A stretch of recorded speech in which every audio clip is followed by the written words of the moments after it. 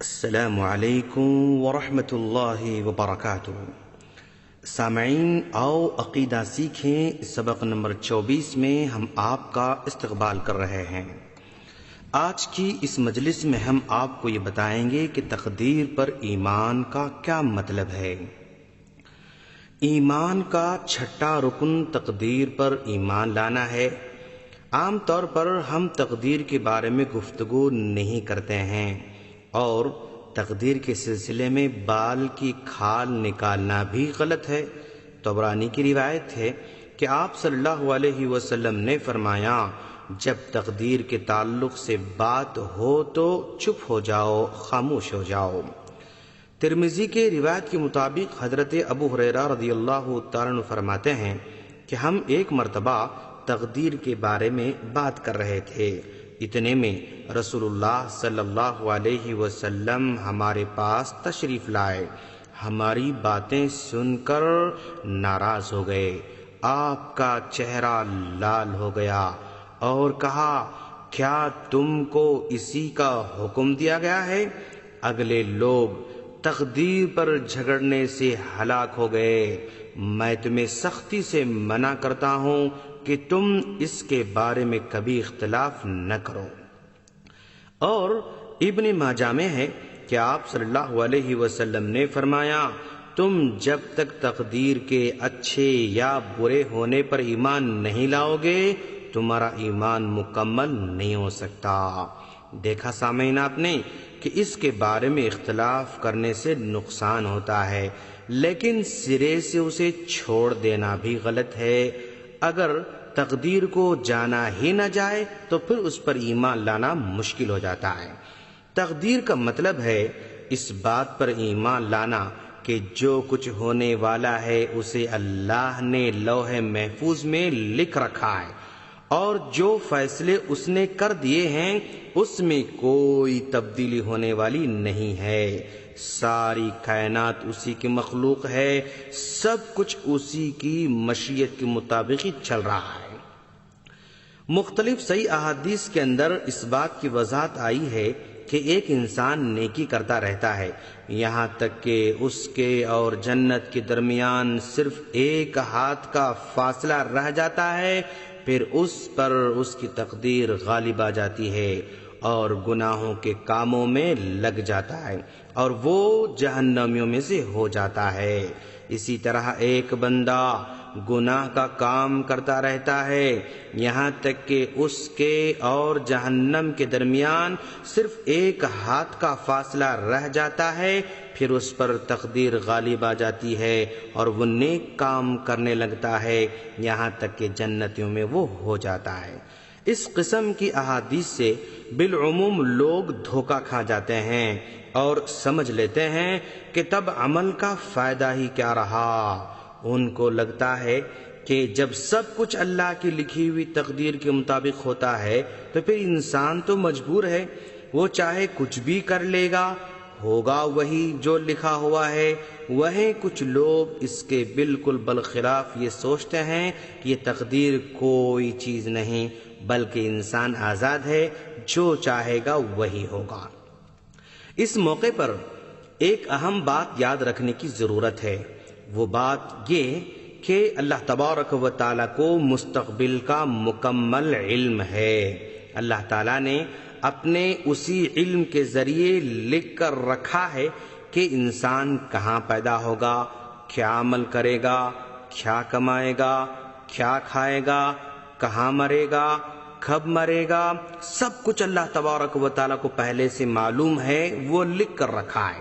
جب بچہ ماں کے پیٹ میں ہوتا ہے تو فرشتہ لکھ دیتا ہے کہ کون خوش نصیب ہوگا اور کون بد نصیب ہوگا، ہر چیز کو لکھ کر رکھا گیا ہے۔ اللہ تبارک و تعالیٰ کے اچھے یا برے لکھ دینے سے وہ برا اور اچھا نہیں ہو سکتا ہے۔ اللہ تبارک و تعالیٰ کو یہ معلوم تھا کہ اگر کوئی اچھا بننے والا ہے تو اللہ تعالیٰ کو معلوم تھا تو اللہ نے لکھ دیا کہ وہ اچھا بننے والا ہے، اور اللہ تبارک و تعالیٰ کو یہ بھی معلوم کہ کون برا بننے والا ہے، اس کے حساب سے اللہ نے لکھ دیا کہ یہ برا بننے والا ہے۔ اللہ تبارک و تعالیٰ کے لکھنے کی وجہ سے وہ اچھا نہیں ہو رہا ہے، بلکہ وہ اچھا ہونے والا تھا، اللہ نے لکھ کر رکھا۔ اور اللہ تبارک و تعالیٰ کے کسی کے برا لکھنے سے برا نہیں ہو رہا ہے، بلکہ وہ برا ہونے والا تھا، اللہ تبارک و تعالیٰ نے لکھ کر رکھا ہے۔ یہ تقدیر کا واضح اور کلیئر مطلب ہے۔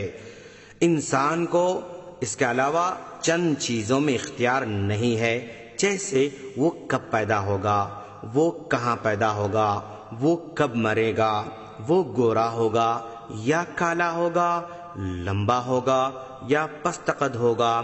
ان باتوں میں انسان کو کوئی اختیار نہیں ہے۔ ان کے علاوہ عمل میں اس کو مکمل اختیار ہے۔ اگر چاہے تو اچھا عمل کرے، اگر چاہے تو برا عمل کرے۔ انجام بھی بتا دیا کہ اگر اچھا عمل کرے گا تو انجام اچھا ہوگا، اور اگر برا عمل کرے گا تو انجام برا ہوگا۔ کسی معاملے میں اگر مکمل مجبور ہو تو اس کے بارے میں کوئی سوال نہیں کیا جائے گا، یہاں تک کہ کلمہ کفر بھی اگر مجبوری کی وجہ سے ادا کرے تو وہ بھی معاف ہو جائے گا۔ انسان کی جواب دہی اس کے اختیار کے مطابق ہی ہوگی۔ اللہ نے انسان کو شعور دیا، اس کے پاس نبیوں کو بھیجا، اس کے پاس رسولوں کو بھیجا، پھر مطالبہ کیا کہ ان کی اچھی تعلیمات پر چلتے رہیں، عمل کرتے رہیں اور دنیا اور آخرت کو سنوارتے رہیں۔ وہیں اس نے اس بات کی وضاحت کر دی کہ تم جتنا ہو سکے اللہ تبارک و تعالیٰ سے ڈرتے رہو۔ جو لوگ تقدیر کا بہانہ بنا کر گناہ کرتے ہیں اور کہتے ہیں کہ میرے تقدیر میں برائی کرنا تھا اس لیے برائی کیا، ذرا ان سے پوچھا جائے کہ اگر کوئی آدمی اس کے مال کو چھین لے اور یہ کہے کہ تقدیر میں تمہارا مال چھین لینا تھا، میں چھین لیا، اس میں میرا کیا قصور ہے؟ اگر اس طرح کی بات اسے کہی جائے تو کیا وہ مان لے گا؟ بالکل نہیں دوستو۔ اگر وہ کہیں جانا چاہتا ہے، اس کے لیے دو راستے ہیں۔ ایک راستے میں فساد ہو رہا ہے، قتل غارت گری ہو رہی ہے، دوسرا راستہ سیف ہے اور محفوظ ہے۔ اب بتائیں وہ کون سا راستہ اختیار کرے گا؟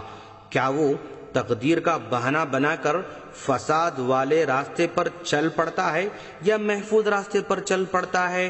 ظاہر بات ہے وہ محفوظ راستے پر ہی چلتا رہے گا۔ اب اگر کوئی گناہ کر کے تقدیر کا بہانہ بنائے تو وہ قابل قبول نہیں ہو سکتا، کیونکہ وہ دنیاوی معاملوں میں وہی راستہ اختیار کرتا ہے جو محفوظ ہو، نقصان سے پاک ہو۔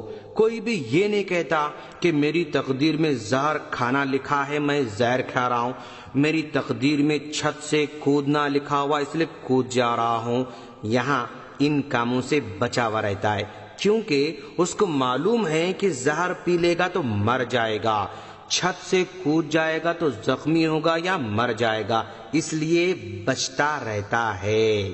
بالکل اسی طرح اس کو نیک کاموں کا انجام بھی بتایا جا رہا ہے، برے کاموں کا انجام بھی بتایا جا رہا ہے۔ اگر نیک کام کرے گا تو انجام جنت ہوگا اور برے کام کرے گا تو انجام جہنم ہوگا۔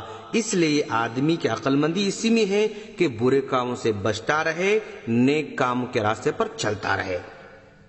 تقدیر اللہ تبارک و تعالیٰ کا راز ہے۔ اس راز کا علم کسی کو بالکل نہیں ہو سکتا ہے دوستو۔ نہ ستاروں کو دیکھ کر معلوم کیا جا سکتا ہے، نہ ہتھیلی کو دیکھ کر معلوم کیا جا سکتا ہے، نہ طوطے والے سے پوچھ کر معلوم کیا جا سکتا ہے، نہ کسی کاہن سے معلوم کیا جا سکتا ہے۔ اگر کوئی کسی سے اپنی تقدیر کے بارے میں یا مستقبل کے بارے میں صرف پوچھ لے تو اس کی 40 دن کی نماز قبول نہیں ہوگی، جانتے ہیں آپ؟ اور اگر اس پر یقین کر لے، پوچھ کر یقین کر لے تو پھر وہ کافر ہی ہو جائے گا۔ اس لیے کسی بھی تقدیر، کسی سے بھی اپنی تقدیر کے بارے میں پوچھنا حرام ہے۔ ہمیں ان باتوں پر ایمان لانا ہے جو بتائی گئی ہیں، اور جو نہیں بتائی گئی ہیں ان کے پیچھے پڑنے کی بالکل ضرورت نہیں ہے۔ ایمان والے تقدیر کو اپنی سستی اور کاہلی کے ذریعہ ہرگز نہیں بناتے ہیں، بلکہ وہ اپنی طاقت کے ذریعے، اپنی قوت کے ذریعے عمل کر کے اچھے انجام کی طرف آگے بڑھتے رہتے ہیں۔ تقدیر پر ایمان لانے کا فائدہ یہ ہے کہ اگر پریشانی لاحق ہو تو صبر کرے گا، اور اگر خوشی حاصل ہو تو شکر بجا لائے گا۔ تقدیر دراصل آپ کے لیے قوت ہے، لیکن یہ تب جب آپ اسے قوت بنا کر دیکھیں۔ ایک ہی انسان ذمہ داری کو ذمہ داری سمجھ کر بڑے بڑے کارنامے انجام دیتا ہے، اور ایک انسان ذمہ داری کو بوجھ سمجھ کر پریشانیاں اٹھاتا ہے۔ تقدیر پر ایمان لانے سے اس کے اندر کبر غرور کی نفسیات ختم ہو جاتی ہیں، اور وہ صبر و شکر کے جذبے کے تحت جیتا رہتا ہے اور اسے اطمینان حاصل ہوتا ہے۔ ہم اللہ سے دعا کرتے ہیں کہ باری تعالیٰ تو ہم تمام کو تقدیر کے مسئلے میں صحیح راستے پر چلنے کی توفیق عطا فرما، آمین۔ السلام علیکم ورحمۃ اللہ وبرکاتہ۔